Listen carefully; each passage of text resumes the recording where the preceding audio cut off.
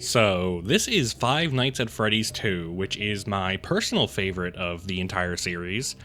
I think it encapsulates both the best and worst aspects of the FNAF games. You don't need to know anything about the other games in order to watch this video. I mean, I guess it helps, but I wouldn't worry too much about it. So, the first thing you'll see here is that it's a Help Wanted ad. We're just a fella looking for a job, and this place seems good. 150 a week? What, do you think about how much FNAF memorabilia I can buy with that? The first thing you might notice when we load in is the atmosphere.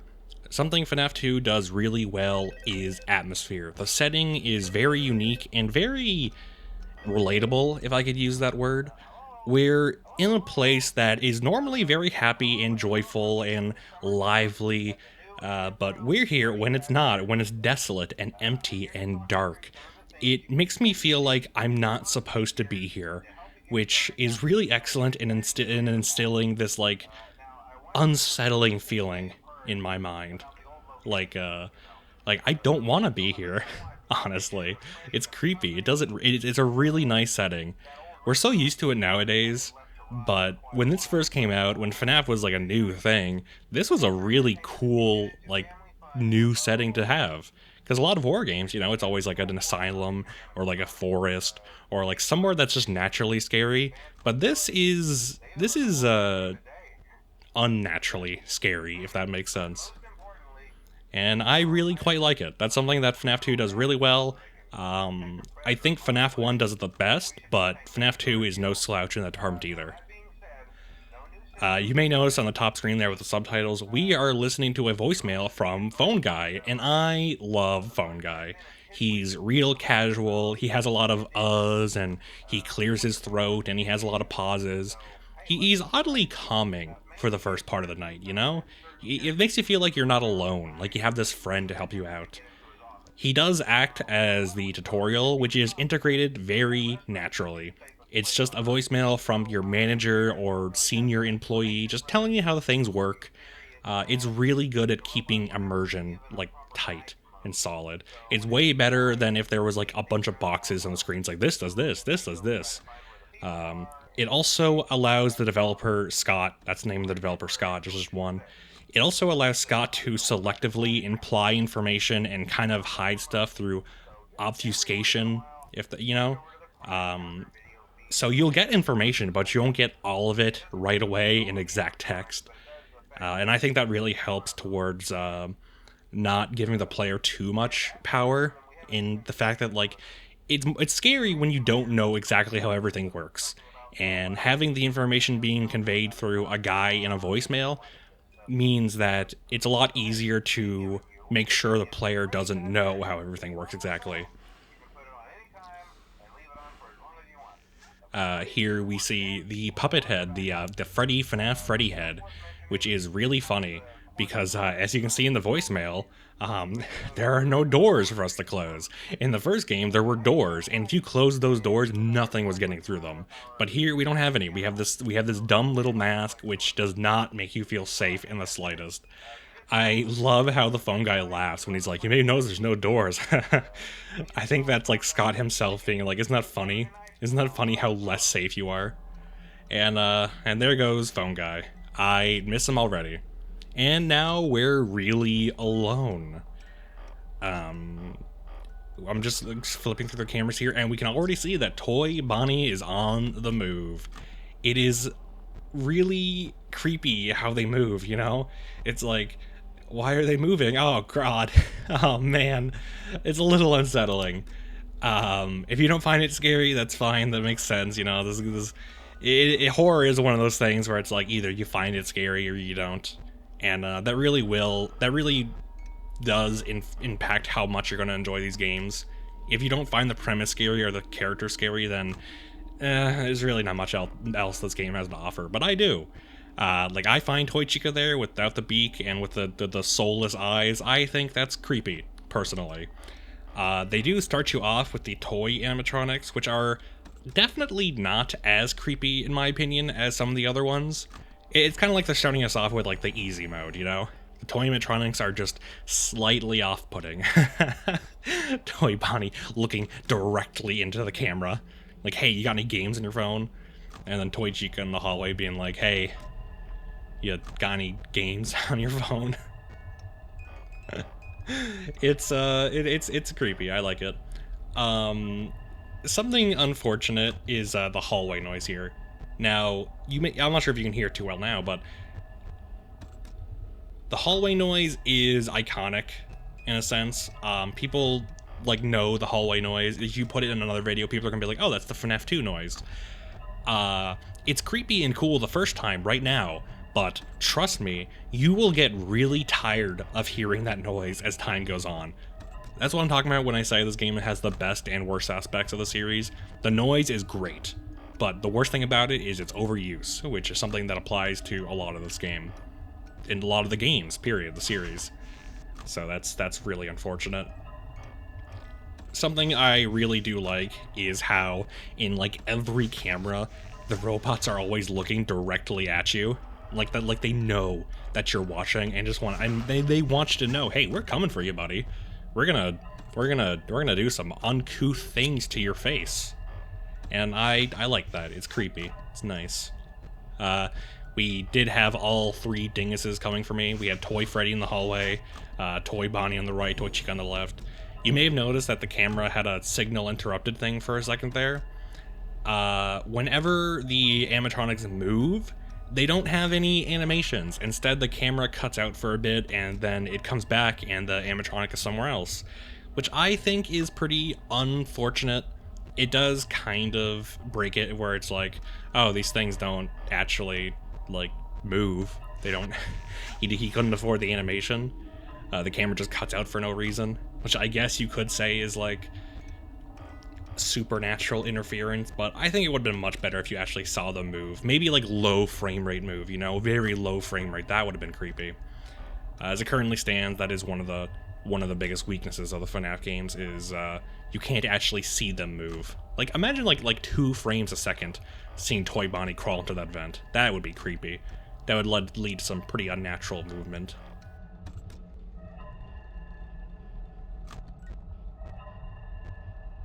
So we're coming up until the end of night 1 now, and things have been pretty tame. You know, no animatronics have even gotten into the office yet. That's the great thing about night 1. It just lets you get used to the mechanics and seeing the fellas move and giving you an idea of how this game is going to work before they throw the pots and pans at you. I think night 1 in the FNAF games are really special if you've never experienced them before. Like you're scared, but there's really no danger. It's nice. It's nice. Nothing can really ruin your immersion at that point. It's a nice, easy introduction, and I like it quite a bit. There are no breaks in between nights, which is great, I think. There's a nice relief of tension when it's over, but it doesn't last long. You immediately go into the next night. It does keep the buildup of stress going, you know? There's no pauses, which I think is good. Here, Phone Guy is giving us some lore of the world building for the restaurant. You know, there were older animatronics, and here's why they look the way they do, and here's why they're all in the back room. And I find it interesting. I like hearing about how this restaurant came to be and why everything looks the way it does. I think it's neat. Okay? I think it's neat. I love those old characters. Did you ever see Foxy the Pirate? I like how Phone Guy sounds like he just really loves the franchise. He's in it for the love of the characters. And he pretty casually brings up Foxy because that's his favorite, and he tells us that Foxy is unique in the sense that he's not fooled by the Freddy head that would normally fool most of the other animatronics. That's the reason why you can't just leave on the Freddy head for most of the night, because Foxy will still get you. You do have to flash the flashlight at him, and that will freak him out and make him run away, give him some epilepsy. He also says that the flashlight can hold them in place for a few seconds, which is true. If you flash something on the cameras, it will hold them in place for just a bit. Just long enough, which is a neat mechanic. I like it. It does give you some reason to look at the cameras, to halt their progress. That won't be true for long, but, you know, for now, for night 2, it's pretty cool as a mechanic.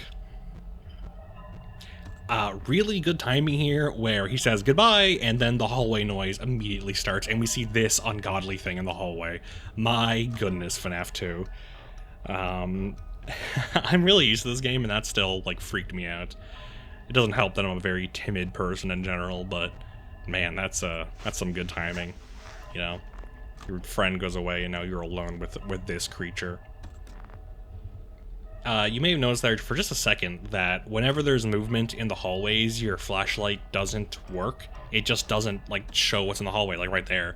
It's really lame. Again, I think it would have been great if like I don't know what they would have done with that though, because with the cameras you can like you know, have it low frame rate, but if you're just looking in the hallway with your eyes, you can't really have it be low frame rate. I don't know what they could have done. But anything's better than just having the flashlight not work for some reason. I think it's pretty lame. I do like the sound design here where you can hear the animatronics crawl into the vents. You can hear Balloon Boy, that's his name by the way, Balloon Boy, that's the child laughing. You can hear Balloon Boy laugh whenever he skittles around. Here we have our first invasion from Toy Bonnie. And it's pretty creepy. He's the only toy animatronic to like go into your office and like do an invasion like that. Here we see Balloon Boy. He doesn't come to the office unless you really screw up. So you just put on the mask and he goes away.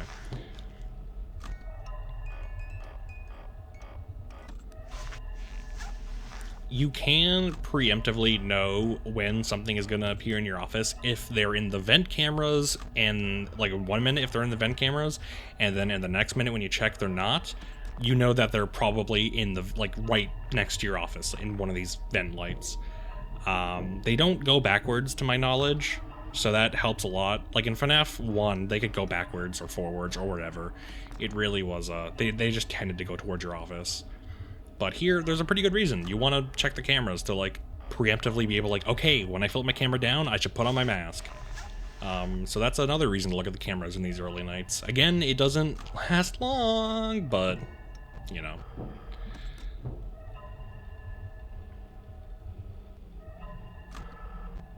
You can hear that the hallway noise is still going on. It just, oh man, it's one of the biggest flaws with FNAF 2, I think. They really use that hallway noise so much, and this is night 2. When there's like constantly animatronics in the hallway, that thing never stops. It never stops. I think like you can only have that hallway noise go on for so long before it just starts to get annoying, which is super, super unfortunate. Here you see that Toy Bonnie took a little bit to start invading. I put on the mask and then it like he didn't come in for a few seconds. How long it takes for him to come in is random. That pisses a lot of people off because when you get to a really, really high difficulty in this game, if he takes too long to start invading, that can really ruin you. Like only having a few seconds of waiting can really like break your run in the hard modes of this game. And I find that pretty funny. I'm not going to be doing any of the hard modes though, so I don't really care. You may have saw earlier that there were 2 ladies in the vents surrounding me, as per usual. We had Toy Cheek on the left and Mangle on the right. And that's you know, pretty scary. You deal with them both the same way. It's actually better to have 2 animatronics chasing you at once, rather than one at a time, because the mask just gets rid of both of them at the same time. It's pretty neat, I gotta be honest. So, in FNAF 1, you could just, like, if you really wanted to, you could just close both the doors on your left and right side, and you'd be guaranteed safe. You can't do that here. There's no state of being where you're completely safe no matter what. The mask makes you safe from most, but then makes you vulnerable to others. So, there's really no, you can't even, like, throw the game to feel safe. Because if you close both the doors in FNAF 1, you would basically be throwing, because you'd run out of power, and then you die. But in this game, there's no way to do that, and I find that pretty nice. I think that's a good thing to do. And even putting on the mask itself is so freaky. Like, there's a lot of breath noises, and the way it takes away basically all your vision, it makes you safe without really making you feel safe, which I think is pretty ingenious. It's so claustrophobic. I don't like it. So we're at 5 a.m. and you can see that my flashlight is starting to run out. There is power management in this game, but it's a lot rarer to run out of flashlight than it is to run out of power in the first game. So, you know, it's not as focused on the power management, which I like. So we get night 2, and this is the first cutscene in the game. You'll always get this cutscene. What is happening here is you are in the literal POV of the Freddy animatronic, and this is the restaurant from the first game. What does it mean? Well, that was the beauty of the early FNAF games. It was really fun to try and fill in the gaps yourself, and there were so many reasonable explanations that make sense that you could really like write the story yourself. I mean, yeah, it's not great for stories where the audience has to do a lot of work, but I don't know, for this game it was just fun to do. It was really fun to do. It was unique. I liked it. I liked how cryptic everything was. I'll talk more about the there is another cutscene coming up. We'll talk more about it, about the cutscene itself, when that comes up.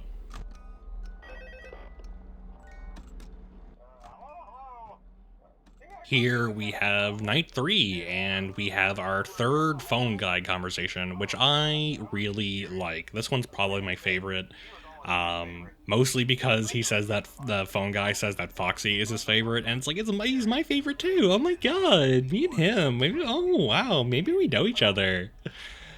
He also gives us lore on the toy Foxy animatronic.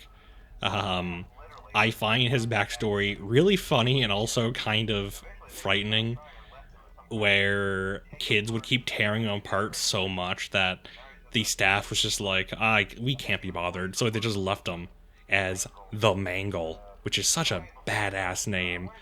Just imagining this thing scrambling around and all broken and disheveled, if that's the right word to use.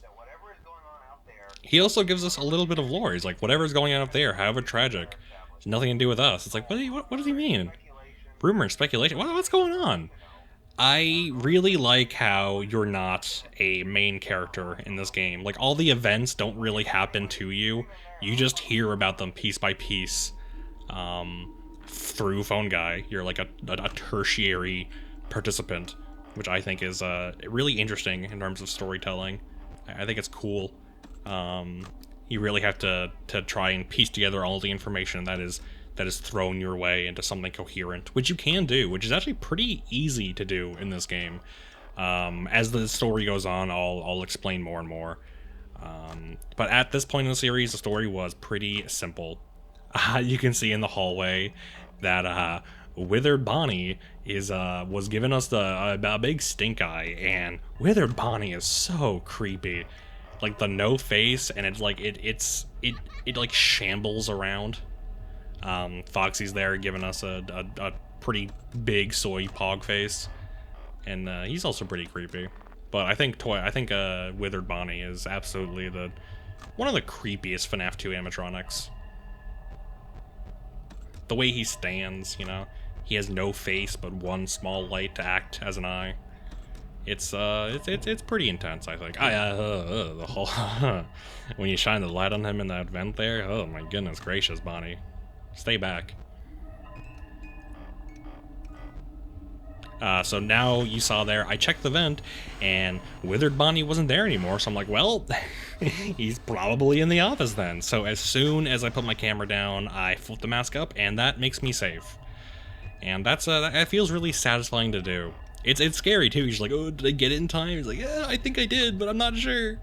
It's nice. It's really nice. Night 3 is really fun for difficulty. It's like things are getting into your office now. Oh my god. Can I change my mind? I think Chica's really creepy in her own way as well. With her Chica. Oh my goodness gracious. Just the teeth. So the old comparison that people would always make with these games is that it's like a defunct Chuck E. Cheese establishment with their creepy animatronics. And if you've seen pictures of them, like the old Chuck E. Cheese animatronics, it's a pretty accurate comparison, I think. I think for FNAF 2, imagining those kind of animatronics but damaged and torn apart and neglected, I think Scott did a pretty good job of making really grounded, kind of realistic designs for animatronics. Like, I imagine Chuck E. Cheese animatronics, if they were withered like these ones were, it wouldn't look that much different. Obviously, it's exaggerated a little bit, I think, but I think it's not too much. I think it's still pretty believable that this thing could exist in real life. So I think that's a good aspect of these games. That animatronic designs are very simple and grounded, which some of the later games do not adhere to. FNAF 2 does a really good job of it. Has a nice mixture of new and shiny and old and decrepit. It's great.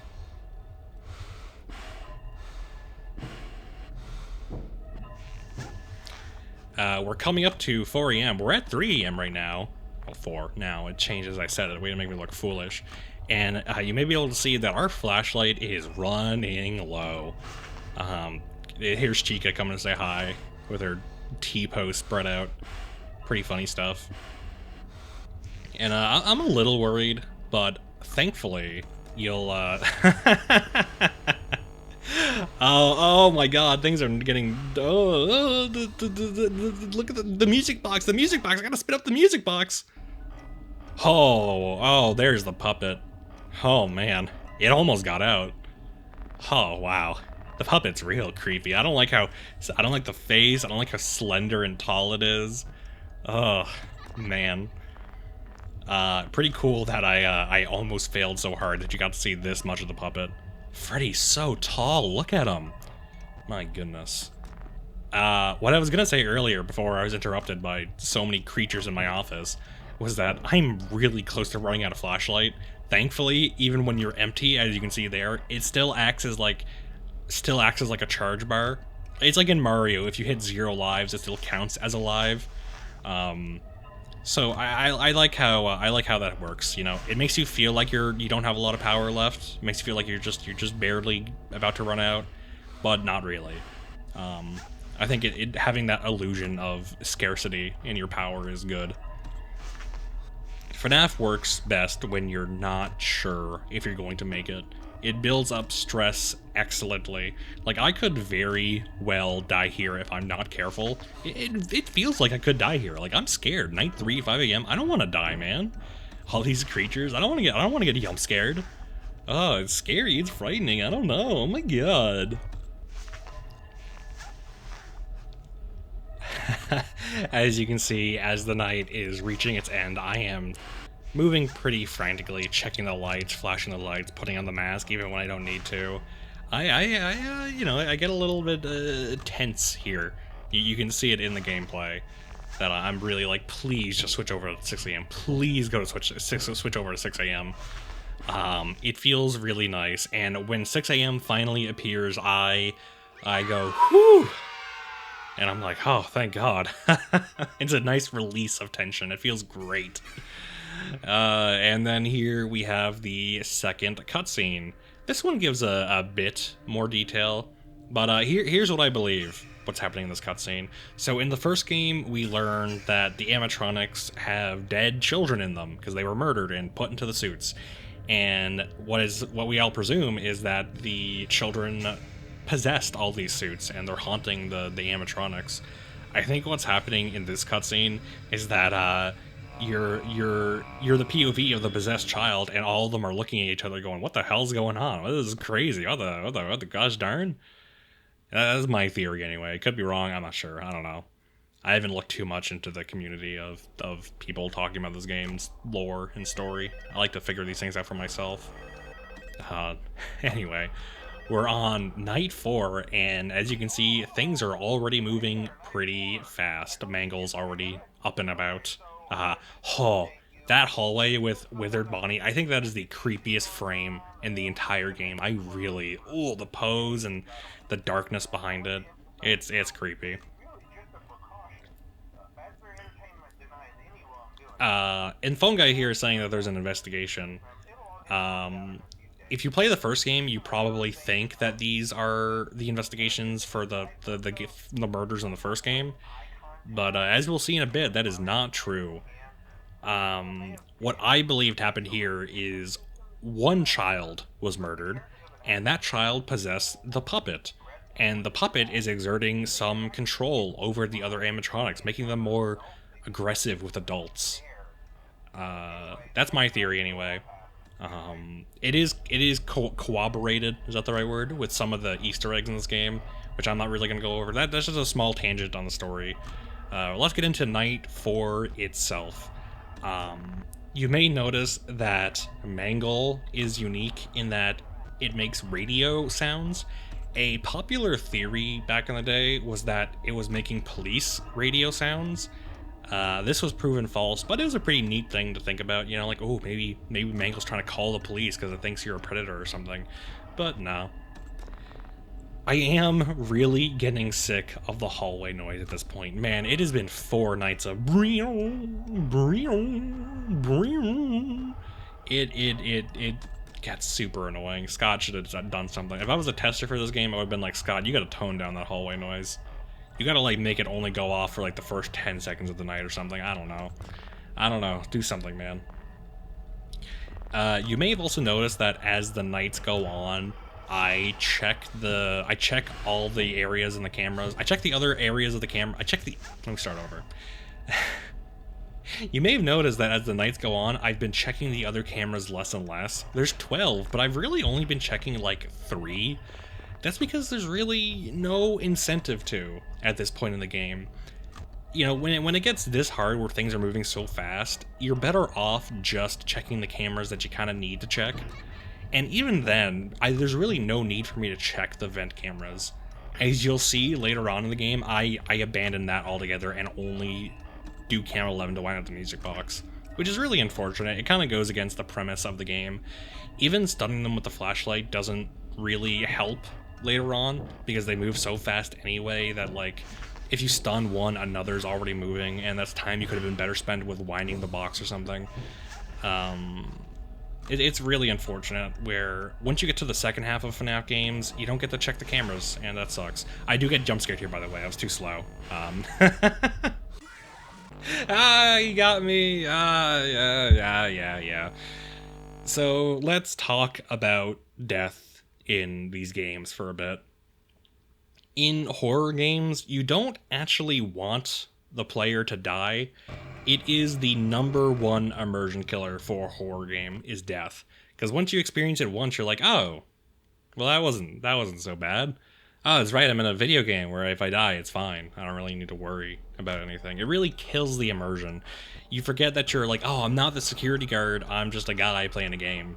Which, like, yeah, obviously, but when you're playing it for the first time, you don't really think about that. But once you die, you're kind of forced to think about that. Like, oh, I'm fine. Ideally, the game would seem hard without actually being hard. So, like, you think you're going to die, but there's very low chance of you actually dying. Amnesia was a game that did this really well, where if a monster hits you, it would, like, slow down to let you get away, but you wouldn't know that, because you wouldn't be looking at it, like, waiting for it to slow down.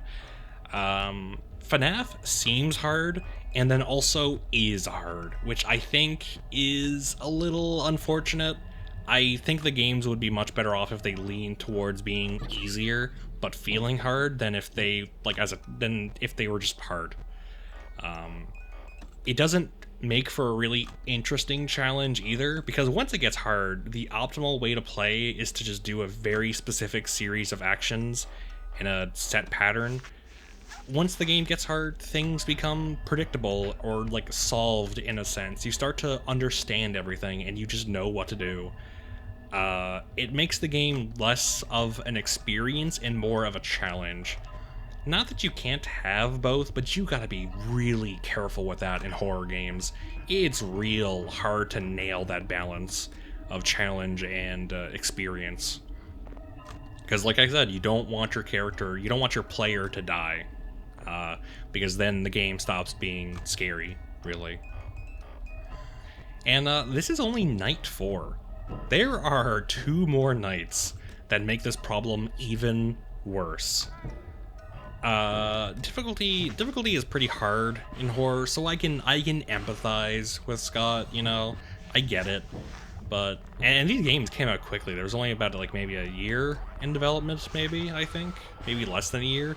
So I guess he didn't have a lot of time to really fine-tune it for difficulty, which is unfortunate. Something interesting, too, is that these games are pretty famous for their hard modes, their, like, maximum difficulty modes. which is really strange to me because I never found any of the maximum difficulty modes, max modes from here on out. I never found them really interesting or engaging, really. It's just, a lot of it feels like luck. Once you get to the highest point of difficulty, you do the same things over and over again and then just hope that the animatronics don't come at you as fast. Because that's how the animatronics work. It's all random. It's difficult. Oh, by the way, when you stand, bottom text, my god. I think that's the funniest frame. Like, you remember how Withered Bonnie had the creepiest? Withered Chica has the funniest frame. I love that Withered Chica just T-poses everywhere. It's so funny. But yeah, max modes are pretty boring, I think, personally. Some people find them really engaging and fun, and it is an accomplishment to grind through them, but I don't care too much about it.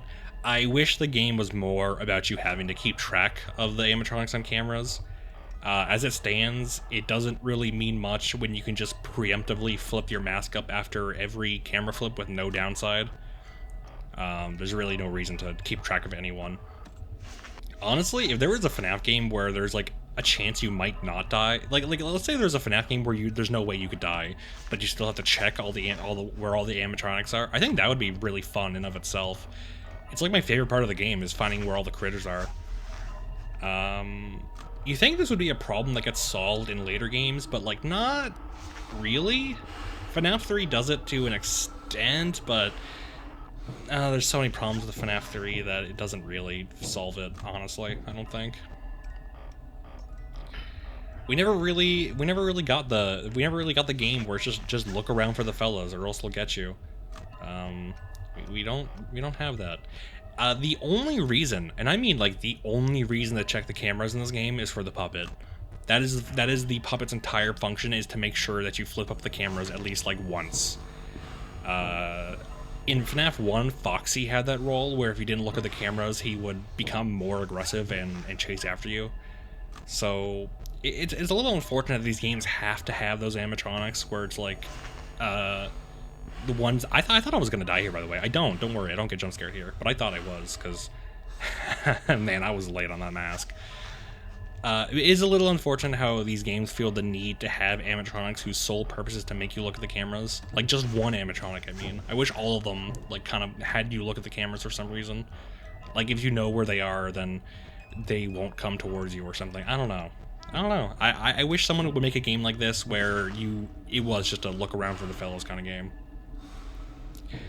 The reason why I was so late on that Chica mask, like, this one I do fine, but the reason why the previous one I was so late on it was because the animatronics, they can pull down your camera for you, which gives you even less incentive to stay in the cameras for a long period of time, because if you stay in them for too long, something will just pull the thing down, and you have even less time to react and put on your mask.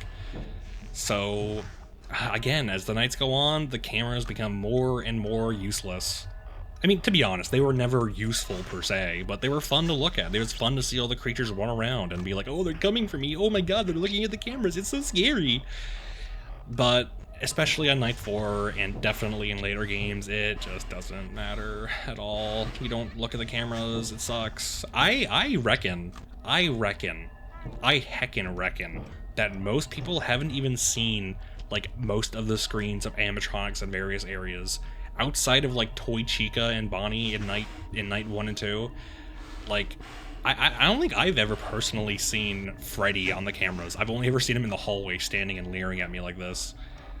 It's real unfortunate. Overall, I think the first half of FNAF 2 is really great. It's a really fun experience, and the second half is kind of terrible.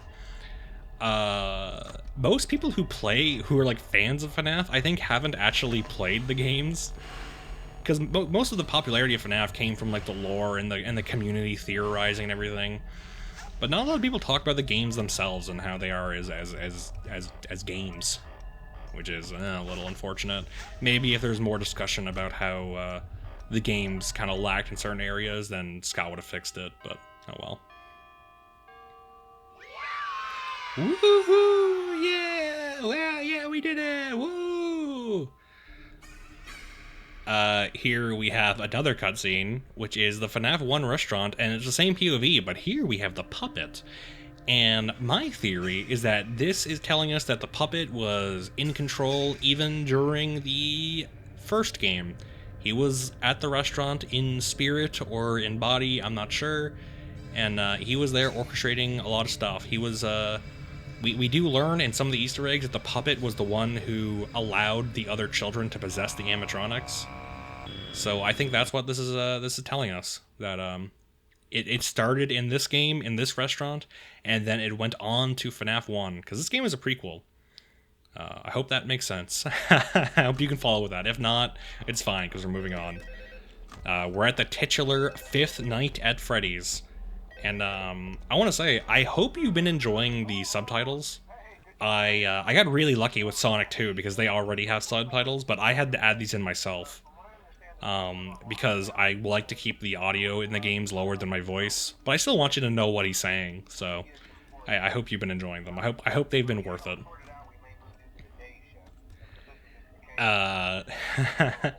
This phone call is interesting because it's like, oh, things are going on, and there's some guy who's gone like missing or something, or and the original restaurant, what the Fredbear's Family Diner, that wasn't the name of the restaurant in the first game. Oh my god, is this a prequel? Oh my god. Anyway, it's an interesting phone call, pretty short too. The phone calls get shorter and shorter as the night goes on, which makes sense. You know, you don't want the player to feel safe for too long, and Phone Guy definitely makes me feel safe. Something unfortunate about commentating FNAF games, especially this one, is that it is kind of the same thing every single time for an hour. I hope you've been enjoying it so far, but if not, then I get it. This game is hard to commentate, it's so repetitive. I'm not sure how great my commentary has been, but I hope it's been good enough for you to enjoy. By the way, shoutouts to Josh and Marina for watching me play the game live. I could not play this game on my own. I have such a weak constitution, and I am so easily frightened. Just having them in a call watching me helped a ton with my nerves. Josh, the best bowler I have ever known, and I got 3 strikes in a row, or a turkey, as they call it. Marina might be good at bowling too, I don't know, I've never seen her bowl, but she has a really large wang, I've been told. So that's pretty cool too. So shout outs to those two. Josh, best bowler, Marina, large wang. We're back into the game, and yeah, I die here, I eat it, don't worry, I turned down the volume of the jump scares so they're not outrageously loud. That's unfortunate. I'm gonna be real, I died another 5 times trying to beat night 5, so I'm just gonna cut to the night where I succeed, because just watching me die over and over again would not be that interesting. So here's the one where I succeed. I hope that cut was seamless. Did you even know that I cut there? That when I hit continue and then I went to here, it was a cut? Anyway. I don't think I really need to go into any more difficulty stuff. What I want to talk about is kind of the origin story of FNAF. I think it's a really nice story. So there's this fella named Scott Cawthon who made a bunch of games that nobody really cared about and looked pretty bad. The story goes that he kept getting criticism that his characters looked too creepy, and they weren't really fit to be like he made kids games, and the characters looked really creepy, and everyone was like, well, these games are terrible, your characters look awful, and the gameplay is blah, blah, blah, blah, blah. So Scott took that, he was pretty dejected, but then he took that criticism to heart, and he not only turned his weakness into a strength, he like capitalized on it. He made an entire game surrounding that weakness by making a horror game. Like, well, if my characters are creepy, I might as well make a really creepy game. And lo and behold, it became insanely successful. Scott is just a small indie developer, just one guy with a passion for making games and humble beginnings, and he used his criticism and talent to make something original that a lot of people really love, and I think it's a really sweet story. I think Scott Cawthon's a really heckin' wholesome developer. I like him a whole ton. I think he's a cool guy. He interacts with the community a lot. He hasn't been in any like real serious controversies, which is nice. Yeah, overall, the FNAF community, from what I've seen in my own personal opinion, it is pretty positive in general, I think. at least the spheres I go to. And I like it quite a bit. I like the story behind FNAF, and I like the I like the series origins. I like how we have FNAF. I think it's a good story to have, the FNAF story.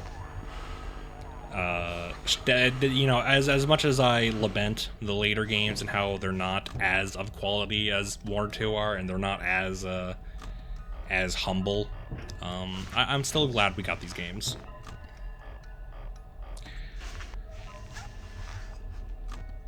Honestly, I think where the series went wrong, I think I started to drop off at FNAF 4, and then I completely abandoned ship at Sister Location. I think the series just got too complicated and honestly self-indulgent. It started to insist upon itself. I liked it better when you were just an outside observer and it was a haunted building. And like that was the first game where you were just a guy in a haunted building. And then FNAF 2 expanded on it just a little bit, having you work during the time where the murders you read about in the first game took place. So that was cool, you know, it was relatively subtle, all things considered.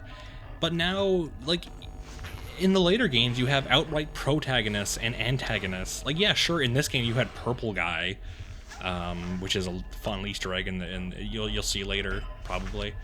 But he didn't have a name. We don't know what he looked like. We didn't know his motivations. He was just a fella who killed children.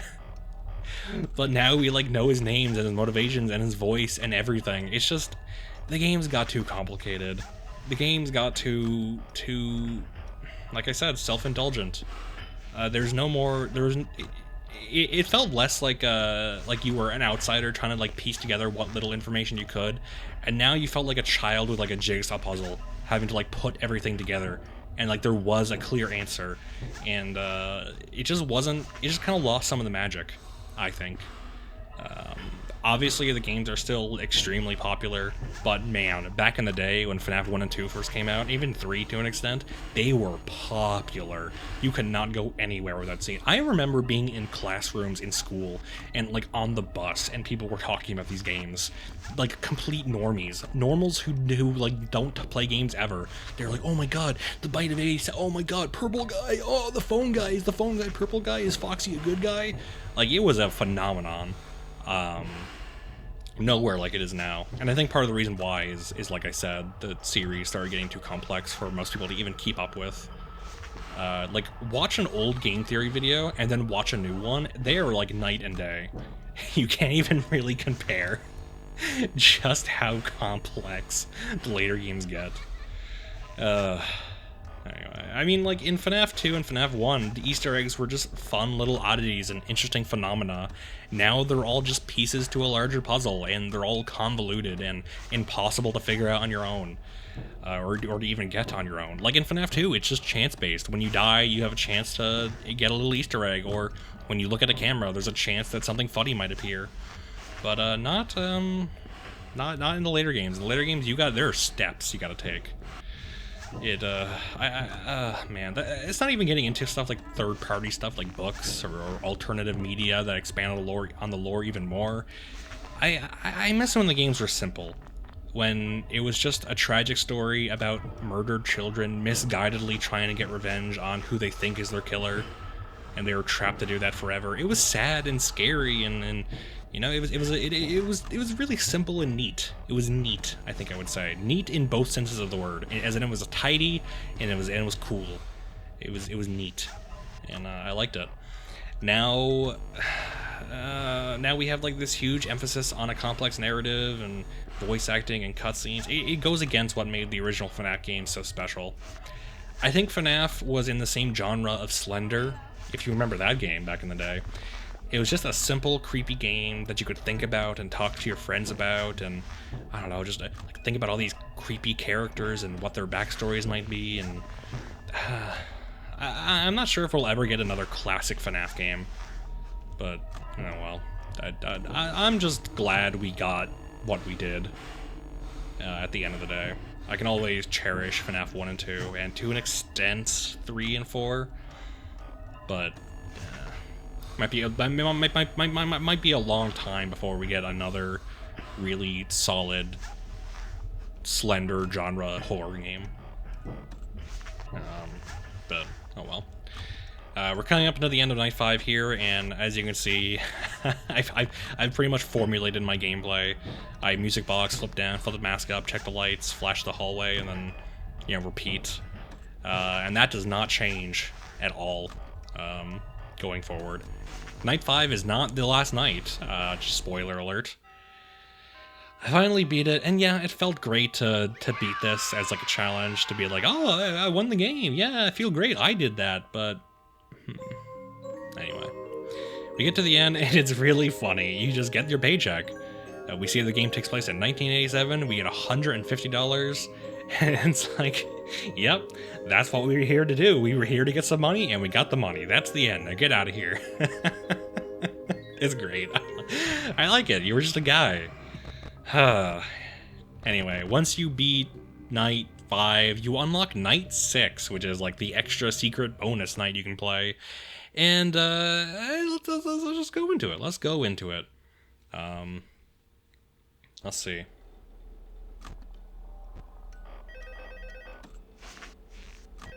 Our last phone guy call. What's he gonna say?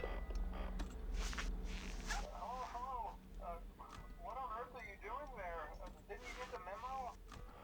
The place is closed down, at least for a while. Someone used one of the suits. We had a spare in the back, a yellow one. Someone used one of the suit. The yellow one? Golden Freddy Yellow Bear? Oh my god, none of them. What's going on? Oh my god, something really happened. Trying to leave in the middle of the night. I like how phone guy says it's safer than trying to leave. Like, he knows how dangerous these things are. Now they're even more dangerous because they're agitated because of the murders. Just make it through the night. When the place eventually opens again, I'll probably take the night shift. And he does take the night shift himself. In the first game, he is the previous night guard. And that's the end of phone guy. I miss him already. Oh man, that's all phone guy for FNAF 2. Unfortunate. I love phone guy. He's such a cool character. I like him a lot. So he does mention that there is a birthday party tomorrow, and I think this is where the Bite of 87 took place.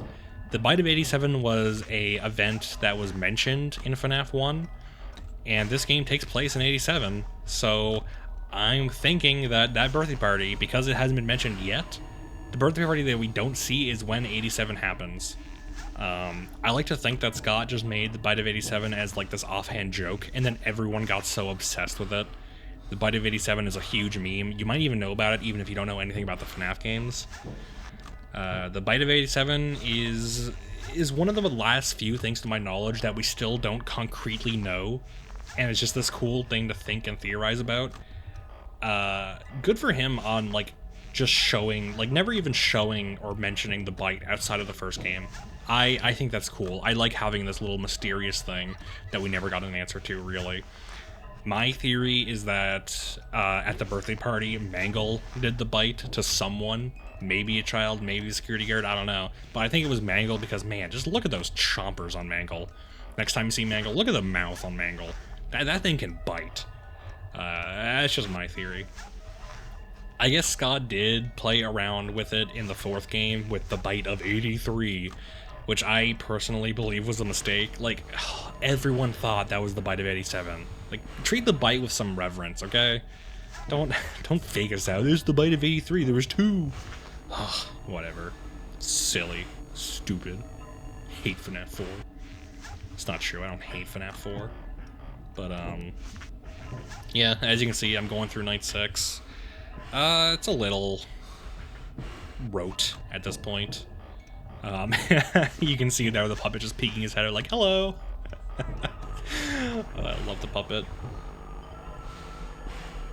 And it's really at this point where you can see how things are getting a little ridiculous with how much stuff is happening. You can constantly hear vent noises, the hallway noise is always going off. Every time you flip down the camera, there's a funny cartoon character waiting to say hello. The music box is always just like barely about to run out. It gets a little too quick and exciting, and in a bad way. It gets too exciting, where it's just too much. It's like sensory overload, man. It's a lot to take in, and again takes away from what you really initially love about these games, is like the the quietness and just, oh, things are coming after you, but now it's constant. Like, things are coming after you all the time. Look out. It's, it kind of exemplifies perfectly what I dislike about the later nights in this game. And yeah, here I put on the mask too late, and then I just eat it. To Chica again, my goodness. Chica really likes me. That's fine, I really like Chica. Here I get a death minigame, which is a fun little Easter egg that can happen whenever you die. I do get the worst one, where you just kind of walk around for a bit and follow the puppet, but it's still neat. If you've never seen any of the FNAF 2 Easter eggs, I would recommend playing the game yourself and seeing if you get any. There are quite a lot, and it's always cool to figure them out for yourself. Or if you just want, or you can just like look them up if you don't want to play it. There are quite a few, and I got none of them outside of this one death minigame. So if that seems interesting to you, I'd recommend it. Before I move on, here are the top 5 times I died before I finally beat Night 6. Number 5, Foxy. Number 4, the puppet. Number 3, Chica. Number 2, Chica. Number 1, Balloon Boy. Just kidding, Chica. So here we go, the 6th and final night of the game. There's not much to say that I haven't already said. You'll notice that my gameplay is still extremely repetitive. You don't change your strategy at all throughout attempts, it's just dependent on luck. So enjoy these exciting visuals while I talk about my personal rankings of both the games and the animatronics.